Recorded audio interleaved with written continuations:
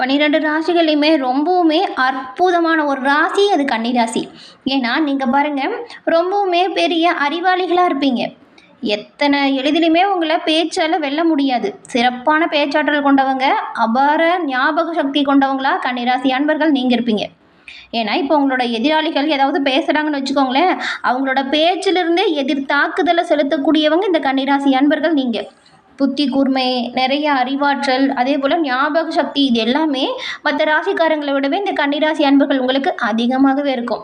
அதே போல் உங்ககிட்ட வந்து நான் தான் பெரியவன் அப்படின்னு சொல்லி யாராலையும் வாதாடலாம் முடியாது. ஏன்னா வாக்குஸ்தானாதிபதி சுக்கிரன் அப்படிங்கிறதுனால இந்த கன்னிராசி அன்பர்களுக்கு இயல்பிலேயே பாருங்கள் வாக்கு சாமர்த்தியம் அதிகமாகவே இருக்கும். அப்படி இருந்தாலுமே நீங்கள் கனிவான உள்ளம் கொண்டவங்களாகவும் கணக்கு புலிகளாகவும் திகழக்கூடியவங்க கன்னிராசி அன்பர்கள் நீங்கள். உங்களுக்கு கடந்த காலத்தில் எண்ணற்ற பிரச்சனைகளையும் நிறைய சோதனைகளையும் தாண்டி வந்திருப்பீங்க. இந்த வருடம் முடிவதற்குள்ளே ஏற்பட்டிருக்கும் கிரகநிலை அமைப்புகள் உங்களுக்கு என்ன மாதிரியான அமைப்புகளை உருவாகி இருக்கு அப்படிங்கிறதையும், என்ன விஷயம் சாதகமாக நடக்கும், என்ன விஷயம் பாதகமாக அமையும் அப்படிங்கிற ஒரு முழுமையான தகவலையும் தான் உங்களுக்காக இந்த பதிவில் நாங்கள் சொல்லியிருக்கோம். இந்த பதிவு முழுமையாக பாருங்கள், நீங்கள் பயன்பெறும் வகையில் இருக்கும். மறக்காமல் நம்ம சேனலை சப்ஸ்கிரைபும் பண்ணிக்கோங்க. கன்னி ராசிக்கு அதிபதி புதன். பெரும்பாலும் நீங்கள் நல்ல ஒரு அறிவாற்றல் கொண்டவங்களாக தான் இருப்பீங்க. எப்போவுமே எந்த ஒரு விஷயத்தையுமே சிந்தித்து செயல்படுத்தக்கூடியவங்களா இருப்பீங்க. எடுத்தமோ கௌத்தமோலாம் நீங்கள் எந்த ஒரு விஷயத்தையுமே செய்யவே மாட்டீங்க.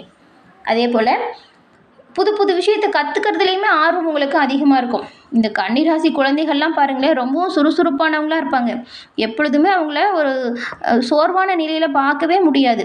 அப்படி எந்த ஒரு விஷயத்தையுமே எளிதில் கற்றுக்கிட்டு அதில் திறமையை வளர்த்துக்கிட்டு நல்ல ஒரு உயர்வை பெறக்கூடியவங்களா கன்னிராசி அன்பர்கள் நீங்கள் இருப்பீங்க. நீங்கள் புதன் பகவானை ராசி அதிபதியாக கொண்டதுனால உங்களோட வாழ்க்கையில் வரக்கூடிய எல்லா தடைகள்லையும் நீக்கி நன்மையை பெறணும் அப்படின்னு நினச்சா புதன் கிழமையில் சிவபெருமான் வழிபாடை செய்யுங்க.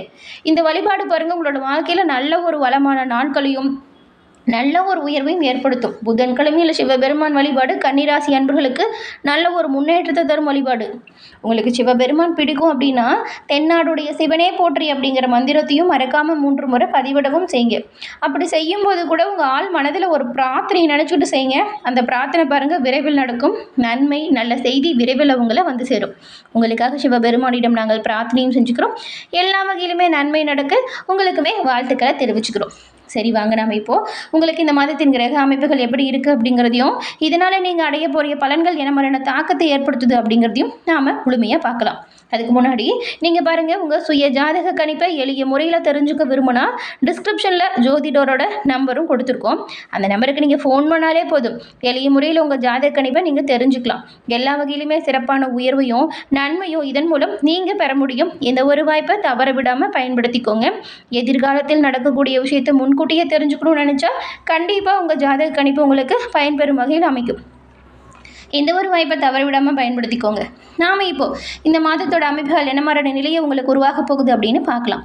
கன்னி ராசியில் 4வது வீட்டில் சூரியன் இருக்கிறாரு. இதனால் வந்து இந்த மார்கழி மாதம் கன்னி ராசி அன்பர்களுக்கு சில சாதகமான பயன்களும் உருவாகுது.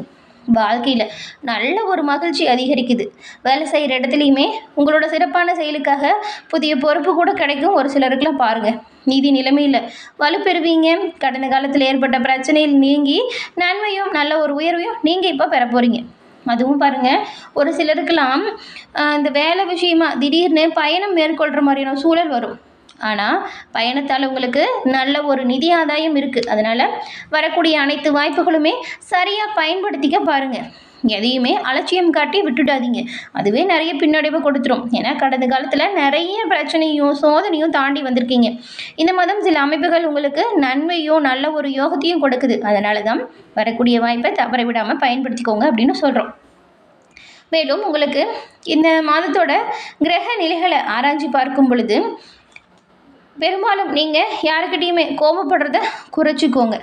எடுத்துமா கௌத்தமான்னு எப்பயும் செய்ய மாட்டீங்க. கொஞ்சம் கவனமாக தான் இருப்பீங்க. கவனமாக செயல்பட்டால் கண்டிப்பாக நீங்கள் நன்மையை பெறுவீங்க.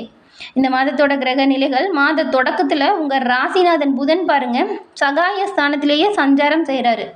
இதால் கொஞ்சம் அந்த சகாய ஸ்தானத்தில் புதனுமே உங்கள் ராசிநாதனோட சேர்ந்து சஞ்சாரம் செய்கிறாங்க. இந்த 2 கிரகமும் ஒரு சேர இடத்துல இருக்குது. அது மட்டுமா, அதோட தனாதிபதி சுக்கிரனுமே இணைஞ்சு சஞ்சாரம் செய்கிறாரு. இப்போ பாருங்கள், ராசி அதிபதி புதன், தனாதிபதி சுக்கிரன், இந்த 2 கிரகங்களுமே ஒரு சேர அமையுது. இதனால் நல்ல நல்ல சந்தர்ப்பம் உங்களை தேடி வரும் வாய்ப்பு. வருமானம் உயரும். வளர்ச்சி பாதையை நோக்கி நீங்கள் அடியெடுத்து வைக்க போகிறீங்கன்னு கூட சொல்லலாம். கொடுத்த கடன் வருமா வராதான் நினச்சிட்டு குழப்பத்தில் இருந்திருப்பீங்க.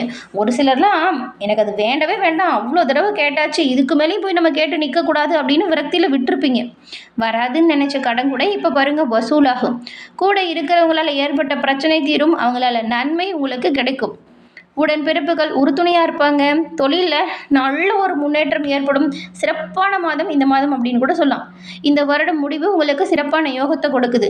பெரும்பாலும் வருட தொடக்கமும் அப்படி தாங்க இருக்கும்.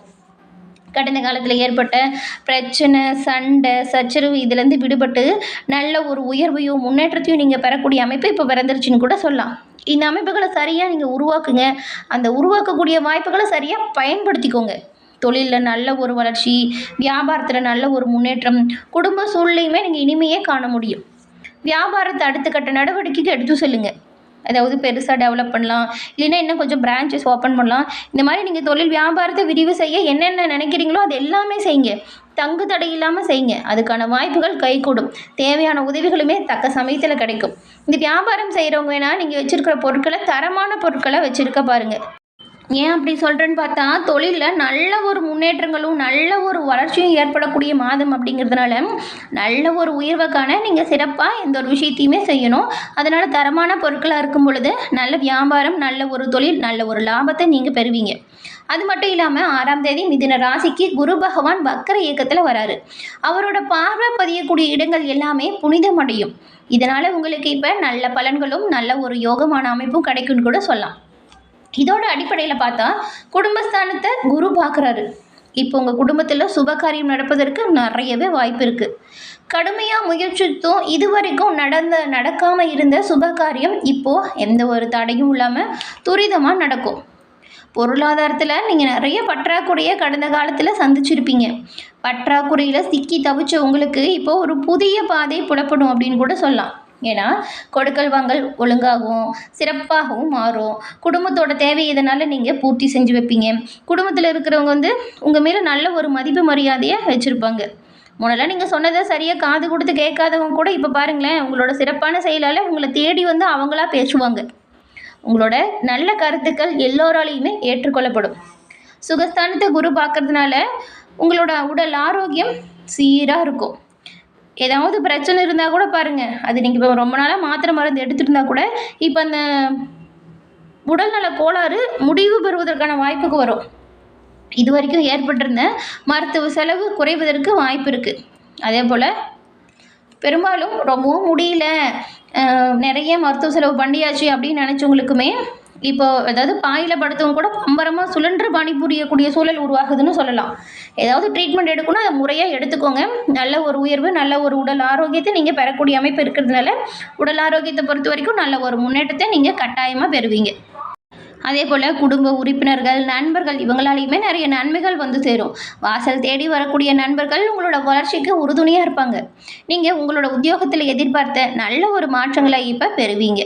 மேலதிகாரிகள் உங்களுக்காக கொஞ்சம் உறுதுணையாகவும் இருப்பாங்க. அவங்களோட செயல்கள் உங்களுக்கு அனுசரித்து கொடுக்கும். உங்களுக்கு இடையூறாக இருந்த மேலதிகாரிகள் நீங்கள் இருக்கிற இடத்த விட்டு வேறு இடத்துக்கு கூட மாற்றுறதுக்கு நிறைய வாய்ப்பு இருக்குது. நீங்கள் கேட்ட சலுகைகள் கிடைக்கும். பொது நலத்தில் இருக்கிறவங்களுக்கு நல்ல ஒரு பொறுப்பும் சேரும். அதே போல் இந்த மாதம் இறுதியில் அதாவது 30ஆம் தேதி மகர ராசிக்கு செவ்வாய் வராரு.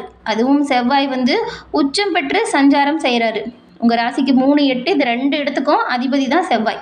அவர் உச்சம் பெறுவது அவ்வளோ நல்லதில்லை. இந்த காலகட்டத்தில் எந்த ஒரு விஷயத்தையுமே நீங்கள் திட்டமிட்டு செய்யணும். திடீர் விரயம் வரலாம், வியாபாரத்தில் சிக்கல் வரலாம். பாருங்கள், மாத தொடக்கத்தில் எல்லாமே நல்லா இருக்குது, மாத இறுதியில் ரொம்பவுமே சிக்கலான அமைப்பு உருவாகுது. பெரும்பாலும் மாதத்தின் தொடக்கத்தில் உங்களுக்கு தேவையான அனைத்து விஷயத்தையுமே செஞ்சுக்கோங்க.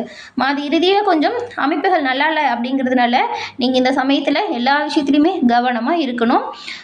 இந்த காலத்தில் எதையுமே திட்டமிட்டு செய்ய பாருங்கள். ஏன்னா திடீர்னு வியாபாரத்தில் சிக்கல் வரும், தொழிலில் போட்டி வரும், உடல்நிலையிலையுமே பாதிப்பு வரும், வாகன பழுது கூட ஏற்படலாம். அதனால் மாத இறுதியில் ரொம்பவுமே கவனமாக இருங்க. கோபத்தை குறைச்சிக்கோங்க. எச்சரிக்கை எல்லா விஷயத்திலும் செயல்படுங்க. எந்த ஒரு பிரச்சனையும் ஏற்படாமல் நீங்கள் உங்களை பாதுகாத்துக்கலாம். அதே போல் பொது வாழ்க்கையில் உள்ளவங்களுக்கு பாருங்கள், உங்களோட சிறப்பான செயலால் நன்மையை பெறக்கூடிய அமைப்பு இருக்குது. நல்ல தகவல் ஒன்று விரைவில் உங்களை சேரும். வியாபாரம் தொழிலில் செய்கிறவங்களுக்கெல்லாம் முதலீடு செய்யுங்க. முதலீடால் நல்ல வாய்ப்பு வரும். உத்தியோகத்தில் உள்ளவங்களுக்கு உயர் அதிகாரியால் நன்மையும் கிடைக்கும். கலைஞர்களுக்கு புதிய முயற்சி வெற்றி வாய்ப்பை கொடுக்கும். மாணவ மாணவிகளுக்கு படிப்பு விஷயத்தில் இப்போ அக்கறை அதிகரிக்கும். பெண்களுக்குமே நிலையான வருமானம் பெறக்கூடிய அமைப்பு இருக்குது. ஒரு சிலருக்கு பூமி வாங்கக்கூடிய யோகமும் இருக்குது. தனுசு ராசிக்கு சுக்கிரன் வரும் பொழுது இவர் உங்களுக்கு 2, 9 இந்த 2 இடத்துக்கும் அதிபதி தான். அவருமே சில நல்ல சந்தர்ப்பத்தை கொடுப்பாரு. குறிப்பாக பண தேவை பூர்த்தியாகும். புதிய வாய்ப்புகள் வரும். நீங்கள் தாய் வழி ஆதரவு திருப்தி தரும் வகையில் அமையும். ஒரு சிறப்பான உயர்வையும் நிறைய பொருள் சேர்க்கையும் ஏற்படும். பொன் பொருள் சேர்க்கை, பழைய வாகனத்தை மாற்றிட்டு புதிய வாகனம் வாங்குறது, இந்த மாதிரியான அமைப்புகள்லாம் வரும். மகிழ்ச்சியான ஆன்மீக பயணம் ஏற்படும். பெரும்பாலும் குல தெய்வத்தை தினம்தோறும் வழிபட்டுட்டு உங்களோட அன்றாட பணிகளை தொடங்குங்க. நன்மையும் நல்ல ஒரு உயர்வையும் நீங்கள் கட்டாயம் பெறுவீங்க. குல தெய்வத்தின் அருளால் எல்லா வகையிலுமே சிறப்பான உயர்வு பெற்று நலமுடன் வாழ வாழ்த்துக்களை நாங்கள் தெரிவிச்சுக்கிறோம். என்ன நேயர்களே, இந்த பதிவு நீங்கள் பயன்பெறும் வகையில் அமைஞ்சிருக்கும்னு நினைக்கிறோம். பதிவு பிடிச்சிருந்தால் லைக் பண்ணுங்கள், ஷேர் பண்ணுங்கள், மறக்காமல் சப்ஸ்கிரைப் பண்ணி வச்சு பாருங்கள்.